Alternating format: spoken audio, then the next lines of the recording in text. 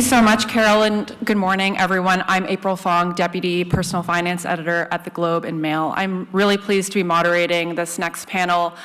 I'm loving all of the basketball references. It's my favorite sport, and so we're going to try to get a few jokes in there too. Go Raptors. One of the issues the Globe has been reporting on extensively this year is the loss of our top innovators and startups to the US and other places in the world. So the question that we're hoping to tackle on stage today is, how can we create the right conditions here in Canada so that entrepreneurs and innovators stay here and build? We have two great speakers to tackle this topic. Let's introduce them. First, we have Rachel Zimmer, co-founder and CEO of Simple Ventures.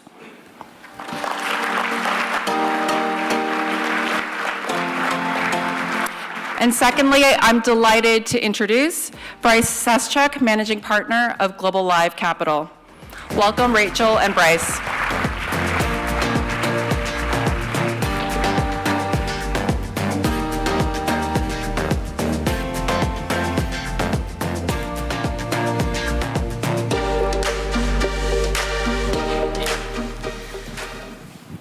Okay, so in my effort to set up the playbook on how Canada is really doing in attracting and retaining top talent and innovators at home, Rachel, we often hear that Canada is losing the best and brightest. There was the Leaders Fund survey last year that showed that in 2024, we only had about 30% of what they called high potential startups headquartered in Canada. That's a drop from between 2015 and 2019 when there were more than 67% of these startups here. You work really closely with founders and with capital. From where you sit, how true is that narrative today? It's a great question. So I worn different hats in the ecosystem. I'm a former founder, skilled and sold a business in Canada headquartered, and I've worn the hat of an investor. When you think about the opportunities just broadly with talent, the biggest opportunity that I see is in the homecoming. We have a ton of talent that is choosing to leave. Maybe they go do a stint abroad and get some great experience, and a ton of folks are actually choosing to come back to Canada. There's a long list of great Canadian founder operators doing that. My partner at Simple Ventures, what I do in my day job, is Mike Catchin, who chose to, go down to the Valley, build, and then came back to Canada to build Simple, a Canadian darling. And so when you think about great success stories like that, it's not just the one-offs. Y Combinator, like the premier incubator in the world in California, we've got a ton of Canadians that go down there, and the stat is that 77% of the Canadians that are going to that incubator are choosing to come back to Canada to build. Brice, what's your take? How true is this narrative, the survey showing that we're losing top innovators and startups to the US? Okay, so Build Canada, which I'll reference a few times, which is an organization that I kind of started or supported right from the beginning, is going to publish its 58th memo. I encourage you to look at the site. We'll talk about that on policy in days, and it's called Say It. And it is asking Canadians to be very honest about whatever it is they want to talk about. So I'm going to follow that mantra today. In my view, the entrepreneurial economy grade right now is an F. And I've been in it for my entire career. I have been investing for the last decade. We sold Wind in 2016. We're in 120 tech startups, and we're in about 50 venture funds. Why is it an F? Did we have an A before? We've never had an A, but we probably were a C at points in the last decade. Why are we in? Okay, so the most shocking stat to me is the one that you mentioned. In 2015, 70% of Canadian entrepreneurs, high potential entrepreneurs, wanted to start their business in Canada and did. Last year, 30%. So Canadian founders, 30% want to actually start in Canada, the rest US and Europe, okay? If you go down a level into basic, more Main Street entrepreneurship, we are at the highest level of net exits of businesses. That means sale, shut down, or re-domicile, other than in the crisis of the pandemic. We start far less businesses than the Americans, than the Israelis. We always have. It's been very low. Our top 3 startup ecosystems have shed a ton of value from their peaks, which shows a decline. And this one shocks me, is Canadian VCs have raised the smallest amount of capital since 2015 last year. And so we have this set of things that are showing outcomes that have been very, very actually depressing. And what I would add to it is if you look at the Prime Minister and you look at what he talked about at the Liberal Convention, he kind of took that retrospective of the last year. He has set a very interesting table that we need to execute on. Major projects, defense, Arctic, Build Canada Homes, whatever the various things are, crickets on the entrepreneurial economy. And that kind of depresses me. Okay, so that's an F from Brice. Rachel, you co-founded Simple Ventures to take a different approach to building companies, bringing proven concepts from around the world to the Canadian market and helping to find founders for those. How does Simple Ventures change the calculus for founders who might otherwise feel like they need to leave Canada in order to build? If you're a founder, the number one thing you want to do is stack the deck in your favor. You want to have all the various, contributing factors help you give the very best shot of having your company succeed. So really with Simple Ventures, and just broadly I think as an ecosystem, we need to do exactly that, stack the deck in the odds of the founder. And so examples or key pillars that I think are really important to doing that, one is capital. To Brice's point, I think there's a lot of opportunity there. The old Charlie Munger quote, show me the incentives, I'll show you the outcomes. There's a lot we could do to accelerate some of the activity, in a meaningful way there. So capital is one. The second is community. So I think if you look back a decade, there was some good stuff, but there was also not the same, darlings like a Shopify and Wealthsimple to the scale that they're at today. And so I think we need more community with folks leaning in to build up and support the next generation of founders. So capital, community are like two very important things. And the final piece is from industry, leaning into co-create solutions. So, there's an old trope of, needing to leave the country to, have an urgent and ambitious client to actually co-create something. And I think one thing we're seeing in an exciting way with Simple is we're starting to see some industry leaders lean in across a variety of sectors to say, we can do things differently. And we'd love to play a small part in actually turbocharging and creating a new venture that can, help support our, incumbent business and create some great innovation as a partner to that. That's really interesting. Brice, you scaled Win Mobile in a highly oligopolistic market. If you had to point to one constraint that most threatened your growth, capital, regulation, incumbents, which was it and why, and how have things changed since, I'm bringing you back to 2016, so how have things changed since then? Yeah, look, it's a complicated question. Wind was a mess of a project. Somehow we raised the money. It was late in the process. We were able to get a backer that was very unique and interesting. He ultimately effectively got run out of the country by how he was treated from a foreign investment perspective. That's a long narrative. And then we had a very difficult policy environment for the first 5 years until, let's call it the later stages of the Harper government, got religion around what you have to do to enable a new entrant and how they have to be treated disproportionately favored by the policymakers to be successful against a very competitive oligopoly. So if I was to maybe take a step back from that and say, where are some lessons that we could take? So stunningly, this was not in the bingo card. We bought a Schedule I bank last year called Wealth One. I did not think we'd hit a second oligopoly, but we did. And the phrase I use is lighten up and open up. Elliot mentioned oligopolies. We're in 2 fights, or we were in one, now we're in another one. And I'll give you an example. We've invested in a fintech. When we invested in it, it was not regulated.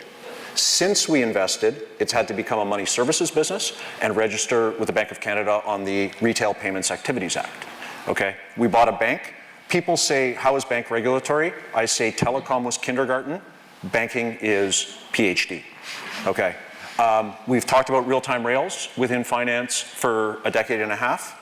Supposedly we're getting closer. There's a lot of cynicism for good reason. We've talked about open banking.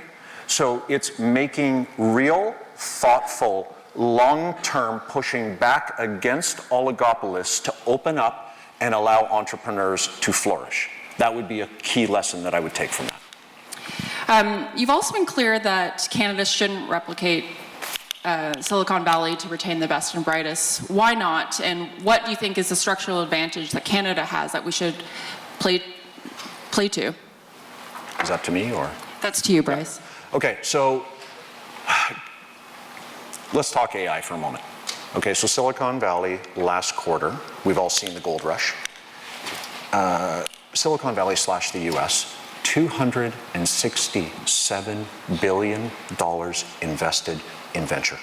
Never have we seen a number like that. OpenAI, Anthropic, Elon, and a few others take a lot of that oxygen. But even beyond that, it is a frenzy. Mark Andreessen was quoted, the famous venture capitalist, that he has never seen the gravitational pull back to the valley. They thought it was going to change after COVID. It's full on and it's intense. And we are not, and no other country, this is not a Canada thing, is going to compete with that. So what I would say to you is that there are places where you have some natural strengths, and there are founders that choose to build here that could compete in those environments in whatever ways they do. And we should be looking to foster both of those as smartly as we can.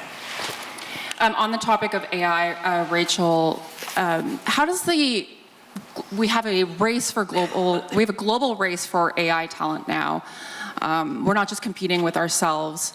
How does it change the game for us in terms of retaining the best and brightest companies at home? What does Canada need to do? So we're starting from a position of strength. When you think about AI and where the very best talent is in the world, Tyler Cowen, a famous economist, did a study in 2025 looking around the world at talent clusters. And he actually identified that Southern Ontario, if you take like the Brampton, Kitchener-Waterloo, Mississauga Horseshoe, is one of the top 3 clusters in the world for talent, namely AI talent. That's remarkable. That is here in our country, right? So I think that's the good. We have this incredible asset and a group of very talented folks and institutions like Mila, the AI Institute in Montreal, or Amy, a similar one out in Alberta, and Vector Institute in Toronto. So that's the good. I think the opportunity is in really trying to make sure that research and IP is commercialized and done so on Canadian soil. And there's a lot of drivers of things we can do to help and ensure that research and that IP is commercialized, but I think that's really the big opportunity. How do we keep and drive that innovation here? And maybe I'll give one example of how to do that. As Canadians, I think we do maybe ourselves a disservice. We put our heads down, we build, we do the thing, and we don't sometimes pull our heads up enough to say wow, let's celebrate the wins, let's high five. And we got a bunch through Build Canada and Simple Ventures, we got a bunch of folks together from industry, from government, and we celebrated the very best, most ambitious, fastest growing companies a few weeks ago. And by showing that A, we've got the talent here, and then B, celebrating the wins, it's a small thing we can do to drive the flywheel. But there's many other contributing factors that I think are a big opportunity. Brice, we were just talking off stage before about your work with Zero Stone AI. You're helping to consult legacy companies on how to use AI. Anthropic, with its latest model, has really flagged some cybersecurity risks. And how's that changed the discussions that you've had with the companies you work with in terms of cybersecurity? Are they worried? They are definitely worried. What I would say is, so we have a mid-market consultancy focusing on helping legacy businesses transform as a result of AI. That's not marketing. What we saw over the last year is what you would expect in terms of the evolution of the AI narrative, in particular as OpenClaw and Claude Cowork and Relateds have entered the vernacular much more clearly. Everyone is far more interested about enabling the knowledge worker and the coder. Okay, and that's a good chunk of the conversation. Always, cybersecurity and privacy were part of the conversation. Data security, to not allow your proprietary stuff to go into the broader models, was big. Mythos has added, I would say, a new element of urgency to the broader cyber conversation. A friend of mine is a cybersecurity partner at KPMG. He said he's never worked harder in the last 2 weeks. It is everywhere. We need to be on and ahead of the curve as these things are happening, and we need to be world-class in terms of defense. It's a really important warning. Turning back to our conversation on capital. Brice, you've proposed ideas like mobilizing pension capital through the Maple 8 to help founders access money.